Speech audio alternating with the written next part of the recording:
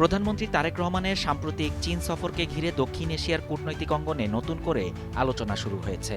সফরে অর্থনৈতিক করিডর, তিস্তা প্রকল্প, মংলা বন্দরের উন্নয়ন এবং সম্ভাব্য যুদ্ধবিমান কেনার বিষয়ে আলোচনার খবর প্রকাশের পর ভারতের প্রতিক্রিয়াও সামনে এসেছে। নয়াদিল্লি স্পষ্ট করেছে, বাংলাদেশ চীন সম্পর্কের প্রতিটি গুরুত্বপূর্ণ অগ্রগতি তারা নিবিড়ভাবে পর্যবেক্ষণ করছে। Of trust and better understanding between the two sides, and these discussions were forward-looking and constructive. গেল শুক্রবার ভারতের পররাষ্ট্র মন্ত্রণালয়ের সাপ্তাহিক ব্রিফিংয়ে মুখপাত্র রণধীর জয়সওয়াল বলেন, চীন, বাংলাদেশ ও মিয়ানমারকে যুক্ত করে প্রস্তাবিত অর্থনৈতিক করিডর সহ সফরে যেসব বিষয় আলোচনা হয়েছে সেগুলোর সম্ভাব্য প্রভাব ভারত নিবিড়ভাবে পর্যবেক্ষণ করছে। তার ভাষায়, প্রতিবেশী দেশগুলোর যে কোনো গুরুত্বপূর্ণ ঘটনা প্রবাহ ভারত নিয়মিত নজরে রাখে এবং প্রয়োজন অনুযায়ী পদক্ষেপ নেয়।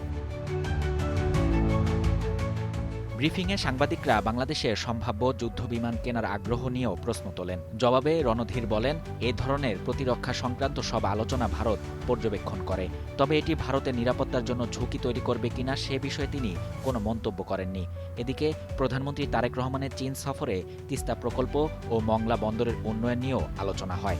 এ বিষয়ে ভারতের অবস্থান জানতে চাইলে মুখপাত্র বলেন, বাংলাদেশের উন্নয়ন প্রকল্পে ভারতের সহযোগিতা দুই দেশের পারস্পরিক আলোচনার ভিত্তিতে নির্ধারিত হয়েছে এবং সেই রোডম্যাপ নিয়মিত পর্যালোচনা করা হয়। তিস্তা প্রকল্পের বিষয়ে ভারতের অবস্থান আগেই বাংলাদেশকে জানানো হয়েছে বলেও উল্লেখ করেন তিনি।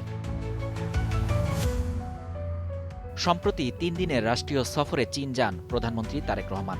সফরে দুই দেশের অর্থনৈতিক ও অবকাঠামোগত সহযোগিতা জোরদারের পাশাপাশি চীনের president Xi Jinping Bangladesh, Myanmar ও চীনকে সংযুক্ত করে একটি অর্থনৈতিক করিডর গড়ে তোলার প্রস্তাব দেন। পরে এ বিষয়ে পররাষ্ট্রমন্ত্রী খলিলুর রহমান জানান, প্রস্তাবটি বাংলাদেশ বর্তমানে পরীক্ষা নিরীক্ষা করছে, তবে এখনো কোনো চূড়ান্ত সিদ্ধান্ত বা অবস্থান নেয়নি।